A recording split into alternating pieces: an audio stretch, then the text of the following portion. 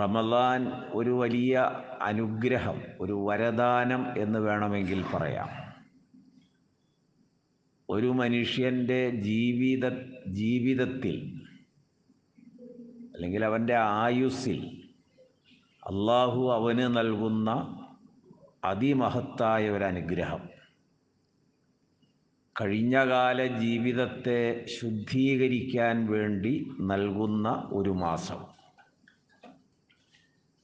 മനസംസ്കരണം, മനസ്സിലെ എല്ലാ ദുർമേധസ്സുകളെയും മാറ്റി ഈമാനിൻ്റെയും തഖ്വയുടെയും വെളിച്ചത്തിൽ ഹൃദയശുദ്ധി വരുത്തുന്നതിന് അള്ളാഹു നൽകുന്ന മഹത്തായ ഒരു മാസമാണ് ഈ റമദാൻ. ഇബാദത്തുകളിലൂടെ അള്ളാഹുവിലേക്ക് ഓരോ മനുഷ്യനും ഭൗതിക ജീവിതാസക്തികൾ വെടിഞ്ഞ് അതിനോടുള്ള ത്വരകൾ നിയന്ത്രിച്ച് പ്രവർത്തന പെരുമാറ്റങ്ങളെ നന്നാക്കി അള്ളാഹുവിൻ്റെ മാർഗത്തിലേക്ക് തിരിയുകയും ചെയ്യുന്ന ഒരവസരം. ഹുവല്ലദീ ബഅസ ഫിൽ ഉമ്മയ്യീന റസൂലൻ മിൻഹും യത്ലൂ അലൈഹിം ആയാതിഹി വയുസക്കീഹിം വയുഅല്ലിമുഹുമുൽ കിതാബ വൽ ഹിക്മ വഇൻ കാനൂ മിൻ ഖബ്ലു ലഫീ ളലാലിൻ മുബീൻ. നിരക്ഷരരായ ഒരു ജനത, അവർ വിദ്യാസമ്പന്നരല്ല, അവരുടെ ജീവിതം വളരെ കൃത്യമായ നിയന്ത്രണ വിധേയവുമായിരുന്നില്ല. അച്ചടക്കരാഹിത്യത്തിൽ ജീവിച്ച ഒരു ജനത, എല്ലാ ദേഹേച്ഛകളും പിന്തുടർന്നിരുന്നവർ.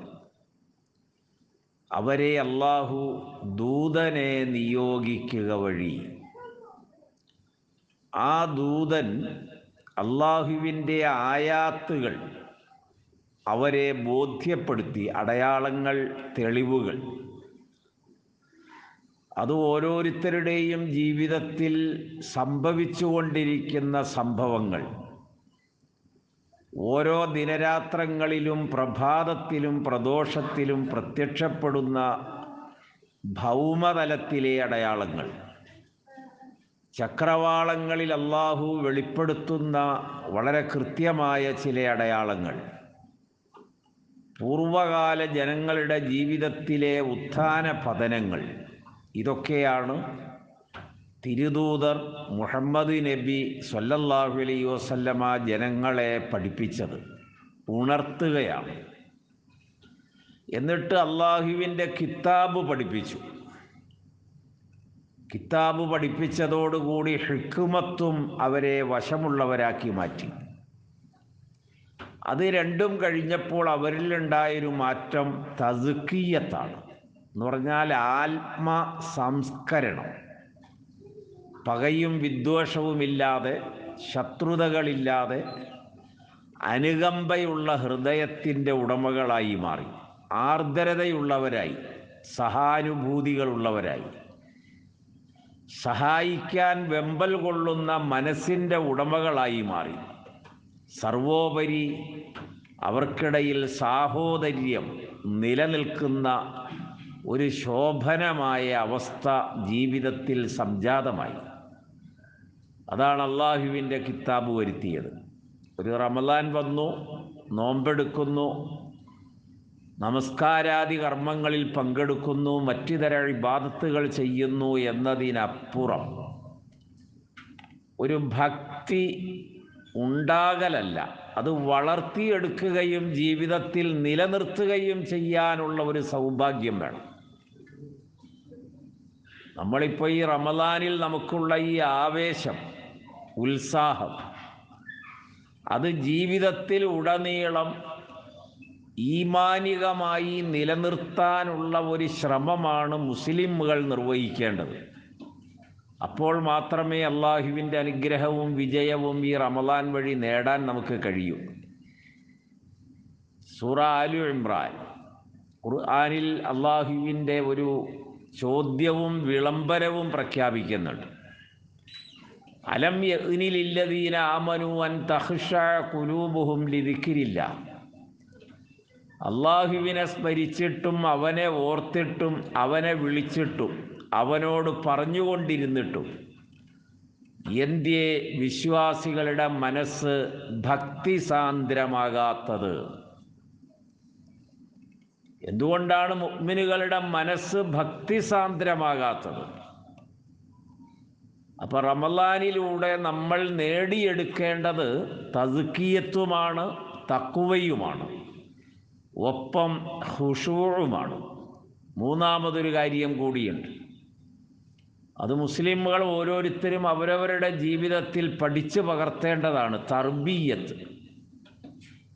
തർബീയത്തും തസ്കിയത്തും ഉണ്ടാകണം. ആത്മസംസ്കരണത്തോടൊപ്പം ക്രമപ്രവൃദ്ധമായ വളർച്ചയ്ക്ക് അനുകൂലമായ ക്രമത്തിൽ സാഹചര്യങ്ങൾ ഉപയോഗിക്കാൻ കഴിയണം. നല്ല നിലയിൽ വളരുക എന്നർത്ഥം, നല്ല നിലയിൽ ജീവിക്കുക എന്നർത്ഥം. അതാണ് ഈ റമളാൻ നമ്മളോട് ആവശ്യപ്പെടുന്ന അതിമഹത്തായ ഒരു കാര്യം. ഇതെല്ലാവരുടെയും ശ്രദ്ധയിൽപ്പെടുത്തുന്നു. 2, ഇന്നലെ നമ്മൾ ദാനധർമ്മത്തെ സംബന്ധിച്ച് പറഞ്ഞു. ഖുർആനിൽ സൂറത്തുൽ ബഖറയിൽ 2 പറച്ചിലാണുള്ളത്. യസ്അലൂനക മാദാ യുൻഫിഖൂൻ, അവർ നിന്നോട് ചോദിക്കുന്നു എന്താണ് ധർമ്മം ചെയ്യേണ്ടത്, ചെലവ് ചെയ്യേണ്ടത്. ഖുലിൽ അഫ്വ, അപ്പോൾ അതിന് മറുപടി അള്ളാഹു പറയുന്നത് നീ അവരോട് പറയുക മിച്ചമുള്ളത്. നിങ്ങളുടെ ജീവിതത്തിലെ അനിവാര്യത കഴിച്ചിട്ട് ബാക്കിയുള്ളതാണ്. ഒരു മനുഷ്യൻ അവൻ്റെ ആത്മാവ് നിലനിൽക്കുന്നതിന് അനിവാര്യമായ ഭൗതിക ജീവിത സൗകര്യം എന്തോ അത് ഉപയോഗപ്പെടുത്താം. അത് കഴിഞ്ഞിട്ടുള്ളതാണ് പങ്കുവയ്ക്കേണ്ടി വരിക. രണ്ടാമതപ്പോൾ അവർ ചോദിച്ചു, അപ്പം മിച്ചമുള്ളതാണ് കൊടുക്കേണ്ടതെന്ന് മനസ്സിലായി. രണ്ടാമത് അവർ ചോദിക്കുന്നത് അതേ ആയത്തിൽ തന്നെ, തൊട്ട് 2-3 ആയത്ത് കഴിഞ്ഞിട്ട് വീണ്ടും യസ്അലൂനക മാദാ യുൻഫിഖൂൻ, ആർക്കാണ് ഇനി ഞങ്ങളിത് നൽകേണ്ടത്, ആർക്കാണ് നൽകേണ്ടത്? അവിടെയൊന്നും കലവറയില്ലാതെയാണ് ഇനി മറുപടി, നിബന്ധനകളില്ലാതെയാണ് മറുപടി. ഇന്ന നിബന്ധന പാലിച്ചവർക്ക് എന്നൊന്നും അല്ല ഇനി പറയാൻ പോകുന്നത്. അവിടെ അള്ളാഹു പറഞ്ഞു, ഖുൽ മാ അൻഫഖ്തും മിൻ ഖൈർ, നിങ്ങൾ പ്രതിഫലം ആഗ്രഹിച്ചാണ് നിങ്ങളുടെ സമ്പത്ത് നിങ്ങൾ വ്യയം ചെയ്യുന്നത് എങ്കിൽ നിങ്ങളത് ഉപയോഗപ്പെടുത്തുകയാണ്. അതുകൊണ്ട് ഭൗതിക ജീവിതത്തിലും നേട്ടം ഉണ്ടാകണം, നമ്മൾ നൽകുന്നത് വഴി.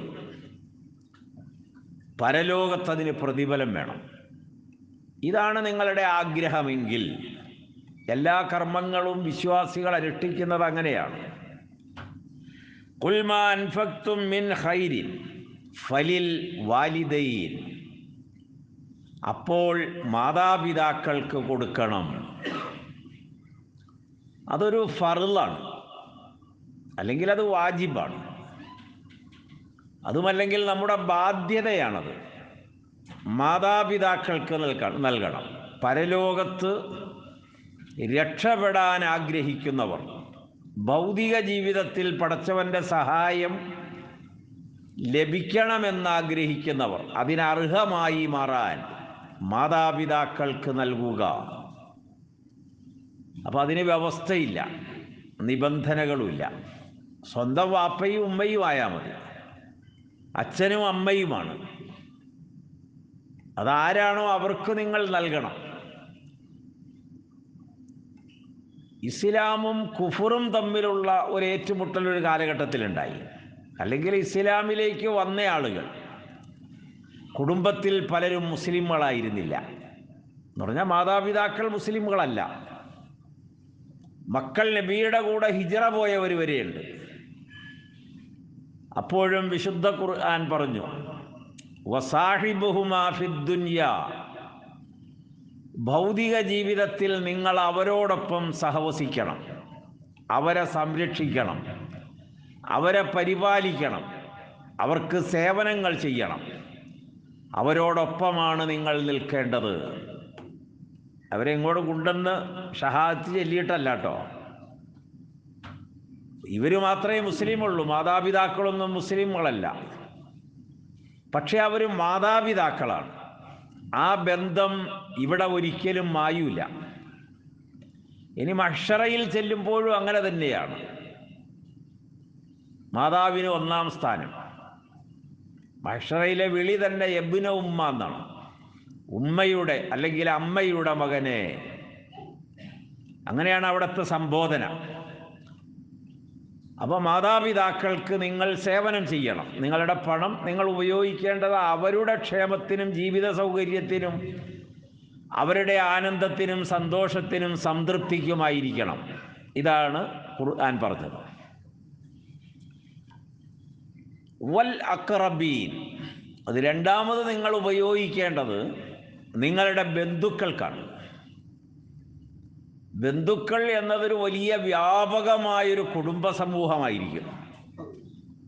വ്യക്തിയുടെ, അദ്ദേഹത്തിൻ്റെ ഭാര്യയുടെ, മാതാപിതാക്കളിലൂടെ, സഹോദര സഹോദരിമാരിലൂടെ, പിതൃവ്യന്മാരിലൂടെ, അതുപോലെ ഒരു കുടുംബം എന്ന് പറയുന്നതിന് ഏതെല്ലാം ഖണികകളുണ്ടോ അവരിലൂടെ പന്തലിച്ച് നിൽക്കുന്ന 100 കുടുംബങ്ങളുണ്ടാവും.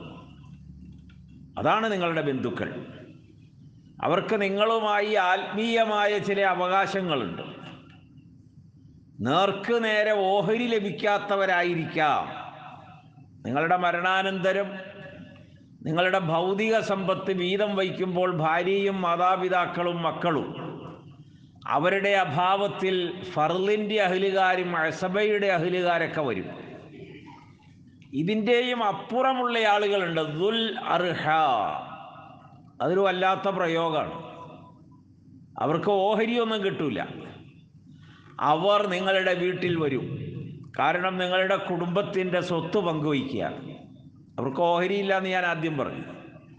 ഖുർആൻ പറഞ്ഞു അവർക്ക് നിങ്ങൾ നൽകുക, എന്നിട്ട് അവരെ സന്തോഷിപ്പിക്കണം. എന്നിട്ട് ബാക്കിയുള്ളതാണ് നിങ്ങൾ എന്ത് ചെയ്യേണ്ടത്? നിങ്ങൾക്കിടയിൽ വീതം വയ്ക്കേണ്ടത്. കുടുംബബന്ധത്തെയാണ് ഈ പറഞ്ഞത്. കുടുംബബന്ധം ചേർത്തവനെ സംബന്ധിച്ച് അള്ളാഹുവിൻ്റെ റസൂല് പറഞ്ഞൊരു ഹദീസ് ഇമാം ബുഖാരിയിലുണ്ട്. മൻ വസലനി വസലഹുല്ലാ. അതൊരു ഖുദ്സിയായ ഹദീസാണ്. എന്നെ ചേർത്തവനെ അള്ളാഹു ചേർക്കും സ്വർഗത്തിൽ. മൻ ഖത്തഅനി ഖത്തഅഹുല്ലാ. ആരാണോ എന്നെ മുറിച്ചത് അള്ളാഹു അവനെ മുറിച്ചു കളയും. അള്ളാഹു അവനെ മുറിച്ചു കളയും. ഇസ്രായേല്യർ എണ്ണമറ്റ അംബിയ മുർസലുകളിലൂടെ ദഅവത്തും തസ്കിയത്തും തർബിയത്തൊക്കെ ലഭിച്ചവരാണ്. എന്നിട്ടും അവർ ജീവിതയാത്രയിൽ നിരന്തരം പരീക്ഷണങ്ങൾക്ക് വിധേയമായി, ശിക്ഷകൾക്ക് അർഹരായി. എന്താണ് അതിൻ്റെ കാരണം? വിശുദ്ധ ഖുർആൻ പറഞ്ഞപ്പോൾ കുറേ കാരണങ്ങൾ പറഞ്ഞു. അതിൽ പ്രധാനമായും എടുത്തു പറഞ്ഞത് ഒരുമിച്ച് നിൽക്കുക എന്ന് പറഞ്ഞ കുടുംബ ബന്ധമുണ്ട്. യഖ്തഊന മാ അമറല്ലാഹു ബിഹി അൻ യൂസൽ, യഖ്തഊന മാ അമറല്ലാഹു ബിഹി അൻ യൂസല വയുഫ്സിദൂന ഫിൽ അർള്. ഖുർആൻ പറഞ്ഞപ്പോൾ 2 കാര്യമാണ് പറഞ്ഞത്. ഒന്ന്, അവർ ഒരുമിച്ചാണ് ജീവിക്കേണ്ടത്. അവർ പാരസ്പര്യത നിലനിർത്തണം, ബന്ധങ്ങൾ നിലനിർത്തണം, കൂടുതൽ സൗഹൃദപരമായ ജീവിത രീതി അവർ ഉണ്ടാക്കിയെടുക്കണം. അവരുടെ കുടുംബാംഗങ്ങൾക്കിടയിൽ അപരിചിതത്വം നിലനിൽക്കരുത്, എല്ലാവരും പരിചിതരാകണം. അങ്ങനെ അവരൊരുമിച്ച് ജീവിക്കണം. കാരണം അവർക്ക് ആരൊക്കെയോ ഉണ്ട് എന്നൊരു തോന്നലുണ്ടായാൽ മതി, ജീവിക്കാൻ പ്രചോദനമാവും. കുടുംബാംഗങ്ങളിൽ ഇന്നവർ ഇന്ന സ്ഥലത്തുണ്ടല്ലോ, അങ്ങനെ ഒരു തോന്നലുണ്ടായാൽ അവർക്ക് ജീവിക്കാൻ പ്രചോദനമാവും. ഇതിൽ തകരാറ് വരുത്തിയപ്പോഴാണ് ഭൂതലത്തിൽ പ്രയാസവും പ്രശ്നവും ഉണ്ടായത്, കുഴപ്പങ്ങളുണ്ടായത്. ഇതാണ് ഖുർആൻ കണ്ടെത്തിയ ഏറ്റവും വലിയ ചാർജ് ഷീറ്റ്. അത് അവരുടെ വിനാശകാലമായി പതിക്കുന്നുണ്ട് അവസാനം. അപ്പോൾ രണ്ടാമത് കുടുംബാദികൾക്കാണ്. ബന്ധുക്കൾക്കാണ്. വിശുദ്ധ ഖുർആനിലെ മറ്റൊരു കൽപ്പനയുണ്ട്, വആത്തി ദൽ ഖുർബാ ഹഖ്ഖഹു.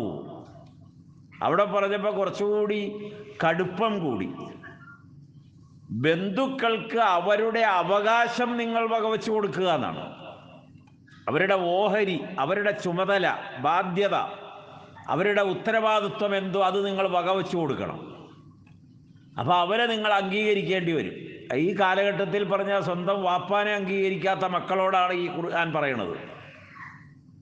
ഒരു പരിധി വിട്ട വാപ്പ അടുത്ത് പറയും, വാപ്പ എവിടെയെങ്കിലും പോയിരിക്കേ, ഇതൊന്നും നിങ്ങൾക്കറിയില്ല ഈ കാലഘട്ടത്തിൽ. അങ്ങനെ നിഷേധത്തിൻ്റെ ഒരു വളർച്ചയുടെ യുഗമാണിത്. അവിടെയാണ് മാതാപിതാക്കളെ കഴിഞ്ഞിട്ട് രണ്ടാമത് പറഞ്ഞത് അവരുടെ അവകാശം വകവെച്ചു കൊടുക്കണമെന്നാണ്. വആത്തി ദൽ ഖുർബാ ഹഖ്ഖഹു. അള്ളാഹുവിൻ്റെ റസൂല് കണ്ട ഒരു ദീർഘവീക്ഷണമുണ്ട്, പറഞ്ഞാൽ ഒരുപാടുണ്ട്. ഈജിപ്റ്റ് കീഴടക്കുന്ന ഒരു സമൂഹത്തോട്, ഇനി നിങ്ങൾ ഈജിപ്തിലെത്തി ആ രാജ്യം നിങ്ങൾക്ക് വിധേയമാക്കി നിങ്ങളവിടെ ജീവിക്കുകയും ഭരണം നടത്തുകയൊക്കെ ചെയ്യൂലേ, അപ്പോൾ അംർ ബിൻ യാസിനോടാണ്, അവിടുത്തെ ജനങ്ങളോട് നിങ്ങൾ മര്യാദപൂർവം പെരുമാറണം, ആർദ്രമായി പെരുമാറണം, ദയാവായ്പ കാണിക്കണം. എന്താ കാരണം? എൻ്റെ കുടുംബം, എനിക്ക് മുലയൂട്ടിയ എൻ്റെ ഉമ്മയുടെ ആളുകൾ അവിടെയുണ്ട്. എന്തുമാത്രം വലിയ ബന്ധം നിങ്ങൾ ആലോചിച്ച് നോക്കുക. അത് വളരെ പ്രധാനപ്പെട്ടൊരു കാര്യമാണ്. വആത്തി ദൽ ഖുർബാ ഹഖ്ഖഹു വൽ യതാമ. മൂന്നാമത് അള്ളാഹു കൽപ്പിച്ചത് അനാഥ കുട്ടികളെ കുറിച്ചാണ്. അത് ലോകമെമ്പാടും എപ്പോഴും പല കാരണത്താലുണ്ടാവും.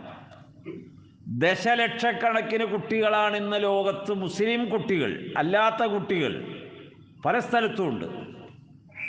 ലക്ഷോപലക്ഷം പ്രകൃതിയുടെ ഇടപെടൽ വഴി, യുദ്ധം വഴി, വളരെ കഠിനമായ ക്രൂരമായ ആക്രമണങ്ങൾ വഴി അവശേഷിക്കുന്ന കുട്ടികൾ എത്രയാണുള്ളത്? 17,000-ഓളം കുട്ടികളെ ഇപ്പോൾ ഗസയിൽ കൊന്നു കഴിഞ്ഞു, ഔദ്യോഗിക കണക്കാണ്. അതെത്രയോ ലക്ഷം കഴിഞ്ഞു. ഇനിയും അതിന് അറുതിയൊന്നുമില്ല. ആരെന്തൊക്കെ എവിടെയൊക്കെ പറഞ്ഞാലും ധാർഷ്ട്യതയുടെ ഏറ്റവും ഉയർന്ന തലത്തിലാണ് നിൽക്കുന്നത്, അഹങ്കാരത്തിൻ്റെ. അവിടെയെല്ലാം ഖുർആനിലെ ഒരു ചോദ്യമുണ്ട്, അത് നമുക്ക് വലിയൊരു പ്രതീക്ഷയാണ്. ഹൽ യൻദുറൂന ഇല്ലാ അൻ യഅ്തിയഹുമുല്ലാഹു ഫീ ദുലലിൻ മിനൽ ഗമാമി. എന്താണ് ഇനി അവർ നോക്കിയിരിക്കുന്നത്? മേഘപാളികൾക്കിടയിലൂടെ മുത്തുക്കൊടയും പിടിച്ച് മലക്കുകളുടെ അകമ്പടിയോടെ അള്ളാഹു എഴുന്നള്ളുന്ന, ഇറങ്ങി വരുന്നതാണോ ഇനി അവർ കാത്തിരിക്കുന്നത് എന്ന് ചോദിക്കുന്നൊരു ചോദ്യം സൂറത്തുൽ ബഖറയിൽ. ഇതിലൊരു അറുതിയുണ്ട്. അള്ളാഹുവിൻ്റെ ഹിക്മത്ത് നമുക്കറിയില്ല.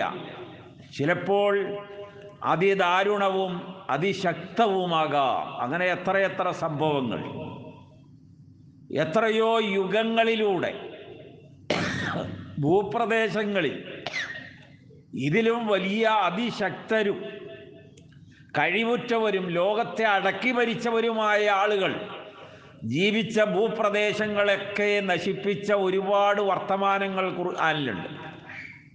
അതിൻ്റെ അവശേഷിപ്പുകൾ ഭൂതലത്തിലുണ്ട്. ഇതൊക്കെ നമുക്ക് കാണാവുന്നതാണ്. എല്ലാം നന്നായി തീരാൻ വേണ്ടി പ്രാർത്ഥിക്കുക, അതാണ് നമ്മുടെ മേൽ കരണീയമായത്. അപ്പോൾ അനാഥ കുട്ടികളോട് രണ്ട് രീതി വേണം നമുക്ക്. ഒന്ന്, അവരെ ഏറ്റെടുക്കുക, സംരക്ഷിക്കുക. അതിനെന്ത് ചെയ്യേണ്ടി വരും? വലിയ ത്യാഗം ചെയ്യണം. ചെറിയ നിലയിൽ ഏറ്റെടുക്കലല്ല, ത്യാഗം ചെയ്യുക എന്ന് പറഞ്ഞാൽ ആ കുടുംബത്തെ ഏറ്റെടുക്കണം.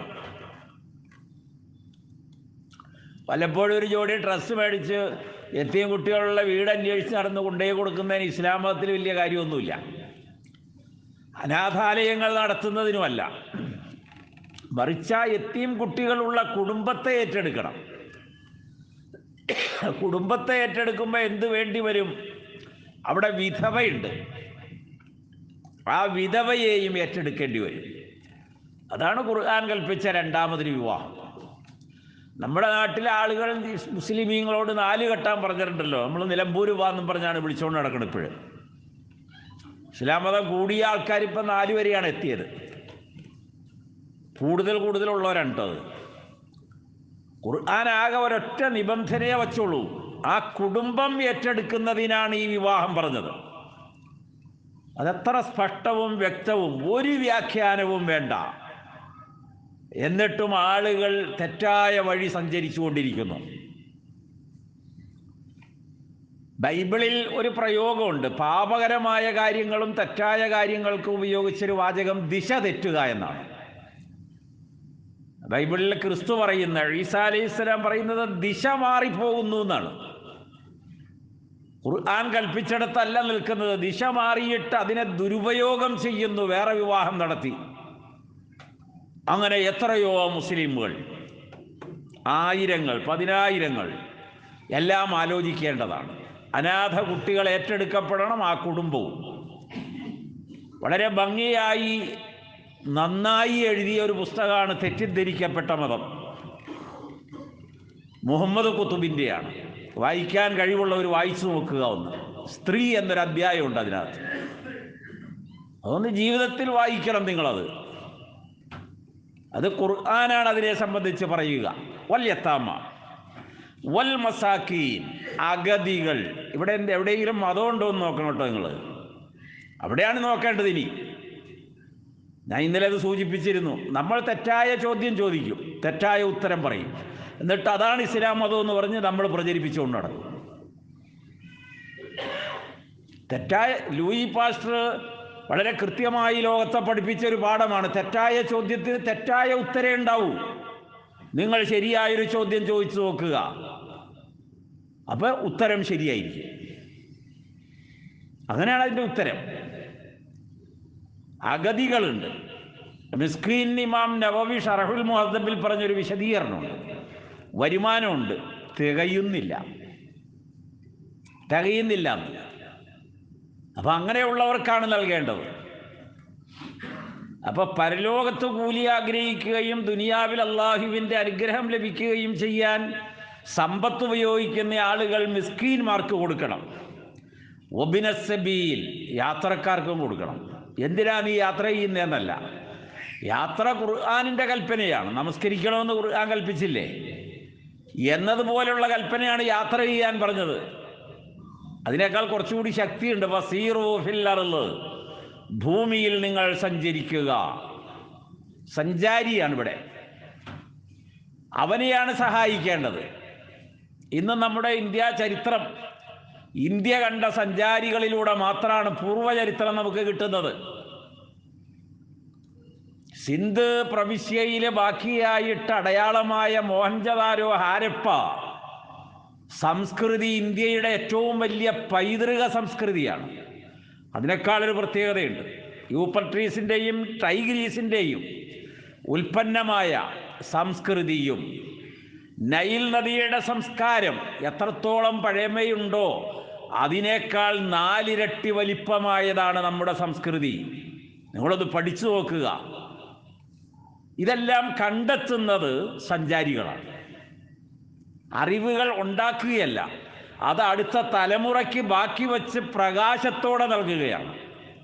അങ്ങനെ ഒരുപാടുണ്ട്. ഇബ്നു ബത്തൂത്ത കണ്ട ഇന്ത്യ, അങ്ങനെ ഒരുപാട് കാര്യങ്ങൾ. അപ്പം ഞാനത് സൂചിപ്പിച്ചത് യാത്രക്കാർ. വമാ തഫ്അലൂ മിൻ ഖൈരിൻ ഫഇന്നല്ലാഹ ബിഹി അലീം. നിങ്ങൾ എന്താണോ പ്രതിഫലം ആഗ്രഹിച്ച് പ്രവർത്തിക്കുന്നത്, അള്ളാഹു അതെല്ലാം അവനറിയാം. നിങ്ങളുടെ മനസ്സ് അത് നിങ്ങൾക്ക് ഏത് നിലയിലും ആകാം. പലരും പറയും ആളുകളെ കാണിക്കാനാണ്, കേൾപ്പിക്കാനെന്ന്. ഖുർആൻ അവിടെയും ഒരു കാര്യം പറഞ്ഞു. നിങ്ങളുടെ ഇസ്ലാമിക മര്യാദയനുസരിച്ചുള്ള ജീവിത രീതിയിലെ സമ്പത്ത് വിനിമയം ചെയ്യുന്നത് വഇൻ തുബ്ദു സ്വദഖാത്ത് ഫനിഅമ്മാ ഹിയ, പരസ്യപ്പെടുത്തി നിങ്ങൾ സദഖ ചെയ്യാണ് നല്ലത്. അത് ഖുർആനാണ് പറഞ്ഞത്. നമ്മൾ പറയും എന്തിനാ പരസ്യപ്പെടുത്തുന്നത് എന്നാണ്. വലത് കൈ കൊടുത്തത് ഇടത് കൈ അറിയരുതെന്ന് പറയണ ഈ വിഷയത്തിലല്ല. അത് ഇൻഷാ അല്ലാഹ് പ്രതിപാദിക്കും. വയിൻ തുബുദു സ്വദഖാത്തി ഫനിഅമ്മാ ഹിയ, അത് വളരെ നല്ലതാണ്. അതൊരു സാമൂഹിക ജീവിതത്തിൻ്റെ ഉദ്ധാരണമാണ്. വലിയ ഒരു സമൂഹം അതിൻ്റെ പ്രയോജനം അനുഭവിക്കാനാണ്.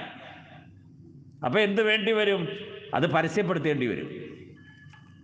അതിന് കുഴപ്പമൊന്നുമില്ലല്ലോ. നമ്മുടെ കേരളത്തിലെ നല്ലൊരു ശതമാനം ആരാധനാലയങ്ങൾ, പള്ളികൾ, മദ്രസകൾ, ദർസുകൾ, സ്കൂളുകൾ, കോളേജുകൾ, പ്ലേ ഗ്രൗണ്ടുകൾ, ഇതൊക്കെ ഓരോരുത്തരും ഫലകത്തിൽ എഴുതിയ വെച്ചാണ്, പരസ്യപ്പെടുത്തിയിട്ടാണ്.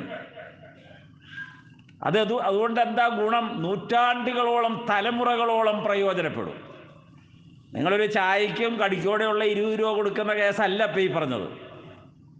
ഇതൊരു വലിയ ധർമ്മമാണിത്. ആ ധർമ്മം നിലനിൽക്കും. ബിർ ഉസ്മാൻ ഇപ്പം 1500 കൊല്ലായില്ലേ? മദീനയിൽ പണം കൊടുത്തു വാങ്ങിയിട്ടാണ്. അതിൻ്റെയൊക്കെ കഥ പുറകോട്ട് പറഞ്ഞാൽ ഒരുപാടുണ്ട്. ഉസ്മാൻ ഇബ്നു അഫ്ഫാൻ റളിയല്ലാഹു അൻഹു കിണറിൻ്റെ പകുതിയാണ് ആദ്യം ജൂതൻ കൊടുക്കുകയുള്ളൂ, പകുതി മേടിച്ചു. അയാളതിന് ന്യായം പറഞ്ഞ് എനിക്ക് വേറെ വരുമാനമൊന്നുമില്ല, ജീവിക്കണമെങ്കിൽ ഈ വെള്ളം വിറ്റിട്ട് വേണം. സമ്മതിച്ചു. അയാൾ പറഞ്ഞ പണത്തിനാണ് ആ കിണറെടുത്തത്. പക്ഷേ ഉസ്മാനിൻ്റെ ദിവസം, ഇന്ന് ജൂതനാണെങ്കിൽ നാളെ ഉസ്മാൻ റളിയല്ലാഹു അൻഹുവിനാണ്. ആ ദിവസം ജനങ്ങൾക്കെല്ലാം ഫ്രീ ആയിട്ട് വെള്ളം കൊടുത്തു. ജൂതൻ വെറുതെ ബക്കറ്റും കയറക്കിയായിട്ട് കാത്തിരിപ്പായി. ആരെങ്കിലും ചെല്ലുമോ? ഫ്രീ ആയിട്ട് കിട്ടുന്ന ദിവസം ചെന്ന് മേടിക്കും. അങ്ങനെ വന്നപ്പോൾ വീണ്ടും അദ്ദേഹം ഉസ്മാൻ റളിയല്ലാഹുവിൻ്റെ കൈ പിടിച്ചിട്ട് പറഞ്ഞു, പൊന്നു തങ്ങളെ എടുക്കണോ ഇത്? ഞാൻ വെറുതെ ഇവിടെ ഇരുന്നിട്ടൊരു വരുമാനമില്ല.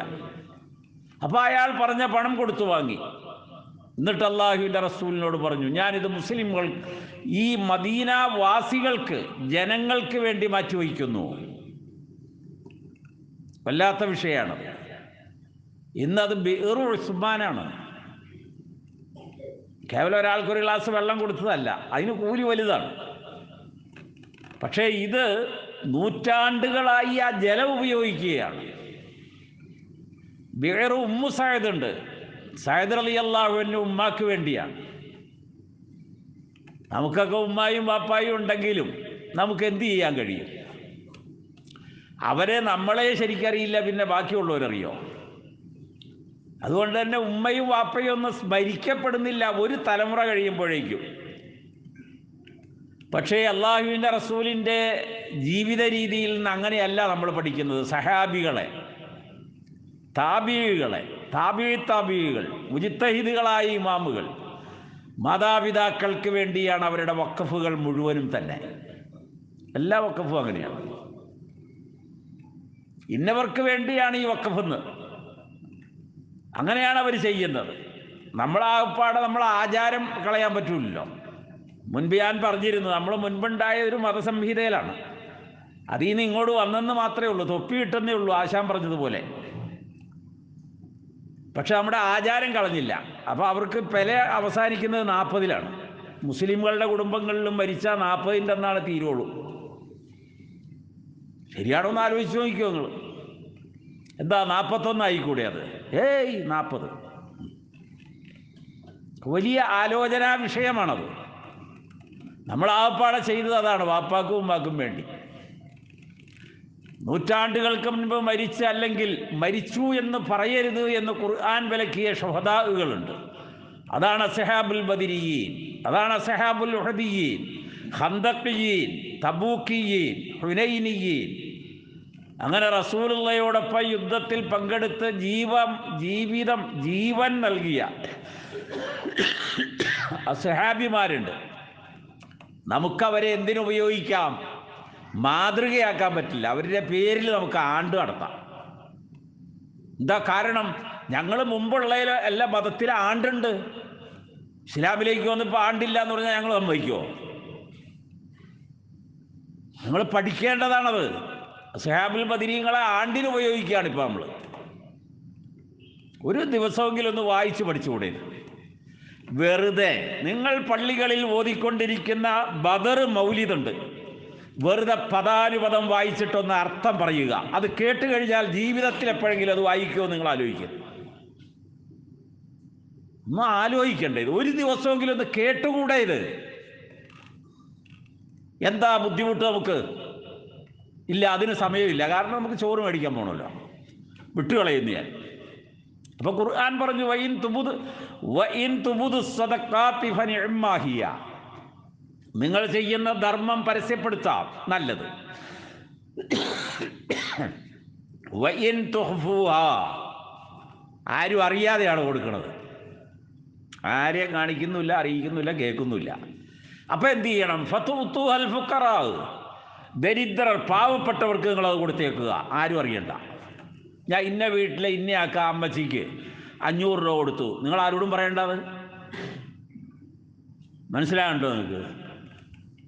നമ്മുടെ അയൽവക്കത്തുള്ള ഒരു കുടുംബം സുഖമില്ലാണ്ട് കിടക്കുകയാണ്, ഞാൻ അവിടെ 1000 രൂപ കൊടുത്തു, അതും ആരോടും പറയണ്ട. ഞാൻ അവർ ഇടയ്ക്കിടയ്ക്കൊക്കെ 100 രൂപ വെച്ച് കൊടുക്കും കേട്ടോ, അതും പറയേണ്ടെന്ന്. പറയേണ്ടത് ഇതാണ്, അതൊരു സമൂഹം ഇനി നിലനിൽക്കലല്ല, വളരുന്ന ഒരു സദക്കയാണ് ഈ പറഞ്ഞത്. ഇസ്ലാമിക സമൂഹത്തിൻ്റെ വളർച്ചയാണത്. ലോകമെമ്പാടും ബൈത്തുൽ സക്കാത്ത് അതിനു വേണ്ടിയുള്ളതാണ്. ഇന്നമസ് സ്വദഖാത്ത്, സൂറത്തു തൗബ. സൂറത്തു തൗബയിൽ വളരെ കൃത്യമായൊരു വിവരണമുണ്ട്. 2 കാര്യമാണ് തൗബയെ പറഞ്ഞത്. ഒന്ന്, അല്ലാഹുവിൻ്റെ പള്ളികളുടെ പരിപാലനം ആരാ നടത്തുന്നത്? ഇന്നമാ യഅ്മുറു മസാജിദല്ലാഹ്, അല്ലാഹുവിൻ്റെ പള്ളികൾ പരിപാലിക്കുകയാണ്, ഭരണമില്ല. നിങ്ങൾ ആലോചിച്ച് നോക്കിക്കോ, നമ്മളത് തെറ്റായി വ്യാഖ്യാനിച്ചു, ഭരണമാണെന്ന് വന്നു. അപ്പോൾ എന്ത് സംഭവിച്ചു? ഇലക്ഷൻ വേണ്ടി വന്നു. ഇത്രയും വലിയ വീറും വാശിയും ഏറ്റുമുട്ടലും, പള്ളിപ്പറമ്പിലും അക്ബറുടെ അടുത്തൊക്കെ പോയിട്ടാണ് തെല്ലിക്കൊള്ളുന്നത്. പള്ളിയുടെ ഇലക്ഷനെ ഭരിക്കണ്ടേ? മുസ്ലിങ്ങളാണിത്. ഖുർആൻ ഒരു പദം ഉപയോഗിച്ചുള്ളൂ, ഇന്നമാ യഅ്മുറു മസാജിദല്ലാഹ്. അള്ളാഹുവിൻ്റെ പള്ളി പരിപാലിക്കുന്നത് ആരാണ്? ഏതെങ്കിലും ഒരാളെ അല്ല ചുമതലപ്പെടുത്തിയത്. മൻ ആമന ബില്ലാഹി വൽ യൗമിൽ ആഖിർ, വിശ്വാസം പറഞ്ഞു, അള്ളാഹുവിലും പരലോകത്തിൽ ഈമാനുള്ളവർ. അവർ അള്ളാഹുവിനെ അല്ലാണ്ട് വേറെ ആരെയും ഭയപ്പെടുന്നില്ല. കാരണം പള്ളി ചിലപ്പോൾ അടിച്ച് തൂത്തുവാരേണ്ടി വരും, കഴുകേണ്ടി വരും, തുടയ്ക്കേണ്ടി വരും, പായ് മടക്കിയിടേണ്ടി വരും, കാർപ്പറ്റ് നമ്മുടെ ഇത് വാക്വം പിടിക്കേണ്ടി വരും, ഫാൻ തുടയ്ക്കേണ്ടി വരും, ബാത്റൂം കഴുകണം. ഇവിടെ വന്നിട്ട് എന്താ അവിടെ കഴുകാത്ത എന്ന് ചോദിക്കാൻ ഒരാൾക്ക് അവകാശമില്ല. ഇബ്നു ഹജറുൽ ഹൈതമി അൽ കബായിർ എന്നൊരു കിതാബ് എഴുതിയിട്ടുണ്ട്. അതിനകത്തുള്ള വിഷയം വളരെ വലുതാണ്. 100 കാരണങ്ങൾ ഒരാൾ മുർത്തദ്ദാകുന്ന കാരണം അതിനകത്ത് എണ്ണിയത്. 100 കാരണം. ഒരു പല്ലി എത്തുകെടുക്കാന്ന് വെച്ചാൽ പള്ളിയിൽ ഇടുക, ഇത് കണ്ടില്ലേ, ഇത് എടുത്തു കളാ എന്ന് പറയാൻ നമുക്ക് അവകാശമില്ല. നമ്മൾ എടുത്തു കളയണമെന്ന് കണ്ടയാൾ. അപ്പോൾ നമുക്കൊന്ന് കുനിയേണ്ടി വരും, പണിയെടുക്കേണ്ടി വരും. പക്ഷേ നമുക്കത് വേണ്ടല്ലോ. നമ്മൾ മഹല്ല് ഫെഡറേഷൻ്റെ ആളാണ് ഞാൻ, ചെറിയ ചില്ലറക്കാരനൊന്നുമല്ല. പക്ഷേ അള്ളാഹുവിൻ്റെ റസൂലും സഹാബിമാരും ബക്കറ്റിൽ വെള്ളം കൊണ്ടുവന്ന് പള്ളിക്കകത്തൊഴിക്കും. അതിൻ്റെ ഓലകളൊക്കെ ശരിയാക്കും, മുകളിൽ ഓല ഒഴിക്കുക, അതിൻ്റെ മുകളിൽ മണ്ണ് മെഴുകും. ആ മണ്ണിനകത്ത് അവർ കിടക്കും. അവർക്ക് രജസ്സൊന്നുമില്ല, മണ്ണിനകത്താണ് കിടക്കുന്നതും ഇരിക്കുന്നതും. വളരെ അത്ഭുതകരമാണിതെല്ലാം. ഇത് പറഞ്ഞിട്ട് ഖുർആനൊരു കാര്യം പറഞ്ഞു, ഇന്നമസ് സദഖാത്തു ലിൽ ഫുഖറാ, നിങ്ങളുടെ എല്ലാ ദാനധർമ്മങ്ങളും സക്കാത്ത്. ഒരുവിധം കൊള്ളാവുന്ന വീക്ഷണത്തിൽ ഈ 20-ാം നൂറ്റാണ്ടിൽ എഴുതിയൊരു കിതാബ് ഫിഖ് സക്കാത്താണ്, മർഹൂം യൂസുഫുൽ കർലാവിയുടെ. പക്ഷെ അതിലും കുറേ കൂടി ഇനി ഡെവലപ്പാകണം. ഞാനതൊന്നും വിവരണത്തിന് വേണ്ടി ഉപയോഗിക്കുകയല്ല. ഖുർആനിൻ്റെ വാക്കർത്ഥം നിങ്ങൾ പഠിച്ചു നോക്കുക. ഈ സദക്ക ലിൽ ഫുഖറാഇ വൽ മസാക്കീൻ, ദരിദ്രർക്കുള്ളതാണ്. ദാരിദ്ര്യം അതുകൊണ്ടാണല്ലോ ഇമാം ഷാഫിയുടെ കാലഘട്ടത്തിലൊരു ചോദ്യം ഉണ്ടായി. നമ്മളെ ഈജിപ്തിലെ അല്ലെങ്കിൽ മിസറിലെ സക്കാത്ത് അലക്സാണ്ട്രിയയ്ക്ക് ഉണ്ടാവോ പാടില്ലയോ? 100-300 കിലോമീറ്റർ അപ്പുറമാണ്. പാടുണ്ട് എന്ന് മാത്രമല്ല, അത് അവകാശവും അനിവാര്യതയും അവിടെയാണെങ്കിൽ അവിടെ തന്നെ കൊടുക്കണമെന്നാണ്. അതുകൊണ്ടാണ് കേരളത്തിലുള്ള ധനികരായ ആളുകളുടെ സക്കാത്ത് യു-പിയിലേക്കും പശ്ചിമ ബംഗാളിലേക്കും ഹിമാചലിലേക്കും അരുണാചലിലേക്കൊക്കെ നമ്മൾ ഇസ്ലാമിക സംഘടനകൾ സക്കാത്തിൻ്റെ പ്രവർത്തനം നടത്തുന്നത്. ഫിത്ർ സക്കാത്ത്, ഉളുഹിയ്യത്ത്, സക്കാത്ത്. അറബ് രാജ്യത്തുള്ളവർ സോമാലിയ, നൈജീരിയ, ഇങ്ങനെ ഓരോ രാജ്യത്തേക്കാണ്. ഉദഹിയത്തിൻ്റെ മാംസം ഓരോ രാജ്യത്തും ഒരു വർഷത്തെ ഭക്ഷണത്തിന് മതിയാകുന്ന അത്രയാണ് കൊടുക്കുന്നത്, ഒരു കൊല്ലത്തേക്ക്. എത്തോപ്യയിലൊക്കെ കൊടുക്കുന്നത് ആ രൂപത്തിലാണ്. അപ്പോൾ ഫക്കീറന്മാരെവിടെയാണോ ലോകത്തുള്ളത് അവിടെയാണ് കൊടുക്കേണ്ടത്. മിസ്കീന്മാരെവിടെയാണോ അവിടെയാണ് കൊടുക്കേണ്ടത്. മിസ്കീനിന് ഖുർആൻ തന്നെ ഒരു വിവരണം പറയുന്നുണ്ട്. അത് നിങ്ങൾ ഫിഖഹിൻ്റെ കിതാബിൽ നോക്കിയാൽ കാണൂല. മിസ്കീനിന് ഖുർആൻ പറഞ്ഞു, സൂറത്തുൽ കഹ്ഫ് നിങ്ങൾ ഓതാറുണ്ട്. അപ്പോൾ ഖിളറിൻ്റെ കൂടെ മൂസ അലൈഹിസ്സലാം പോയതാണ്. ചരിത്രം നിങ്ങൾക്കറിയാം, അല്ലാത്തൊരു വായിക്കുക. അമ്മ സഫീനത്തു, എന്താ കപ്പലിന് കേടുവരുത്തി എന്ന് പറഞ്ഞില്ലേ? അപ്പോഴാണ് മൂസാ നബി ചോദിച്ചത്, നിങ്ങൾ എന്ത് തീ വെട്ടിക്കൊള്ളുകയും ചെയ്തത്? ഫ്രീ ആയിട്ട് നമ്മുടെ യാത്രയിൽ അനുവദിച്ചാണ്, ആ കപ്പലിനാണ് കേടുവരുത്തിയത്. അപ്പോൾ മൂസ അലൈഹിസ്സലാമിനോട് ഖിളർ നബി പറഞ്ഞു, ഈ കപ്പൽ കാലത്തിൽ മസാക്കീന യഅ്മലൂന ഫിൽ ബഹർ, കടലിൽ ജോലി ചെയ്യുന്ന ഒരു സംഘം തൊഴിലാളികൾ ഒരുമിച്ച് ചേർന്നുണ്ടാക്കിയ സംരംഭകമാണിത്. സംരംഭകത്വം ഉണ്ടല്ലോ ഇപ്പോഴത്തെ. തൊഴിലാളികൾ യുണൈറ്റഡ്, തൊഴിലാളികൾ ഒരുമിച്ച് കൂടി. ആ തൊഴിലാളികളുടെ കപ്പലാണ് മിസ്കീന്മാരുടെ കപ്പലുണ്ട്. കപ്പലുള്ളവൻ മിസ്കീനാണെന്ന് ഖുർആൻ പറഞ്ഞു. അപ്പോഴാണ് ഒരു 2000 രൂപയുടെ സൈക്കിളുമായിട്ട് വരുന്നയാൾ ധനികനാണെന്ന് നമ്മൾ പറയണത്. എന്തൊരു വിരോധാഭാസം. അപ്പോൾ സഫീനത്ത് മസാക്കീനാണെന്ന് മനസ്സിലായല്ലോ. ആ മിസ്കീന്മാർക്ക് കൊടുക്കാൻ പറഞ്ഞു. അവർ അഗതികളാണ്, അവർ കടൽ ജോലിക്കാരാണ്. അപ്പോൾ മനുഷ്യനെ സംബന്ധിച്ച് അവരുടെ ഇസ്ലാമിക ജീവിതം ഭദ്രമാകണം. അതിന് ആത്മീയതയിൽ അവർ ഉണരണം, അള്ളാഹുവിലേക്ക് അടുക്കണം, സമ്പത്ത് വിനിമയം ചെയ്യണം. മാതാപിതാക്കൾ, കുടുംബാദികൾ, അഗതികൾ, ദരിദ്രം, വഴിയാത്രക്കാർ എല്ലാവരെയും കാണണം. അങ്ങനെ ഒരു ജീവിതത്തിൽ നമ്മളൊരു തപസ്യയായിട്ടത് സ്വീകരിച്ചാൽ മുസ്ലിം സമൂഹം എന്നേ രക്ഷപ്പെട്ടിരിക്കും. അള്ളാഹുവിൻ്റെ അനുഗ്രഹം ഉണ്ടാവും. ഈ രണ്ടാമത്തെ 10 നമുക്ക് അവസാനിക്കുകയാണ്. നമ്മുടെ ഒരുപാട് ചുമതലയും ഉത്തരവാദിത്വമുണ്ട്. ആ കാര്യത്തിൽ എല്ലാവരെയും ഉണർത്തുന്നു. അള്ളാഹു മുത്തഖീങ്ങളിൽ മുഅ്മിനീങ്ങളിൽ നാം ഏവരെയും ഉൾപ്പെടുത്തി തരുമാറാകട്ടെ.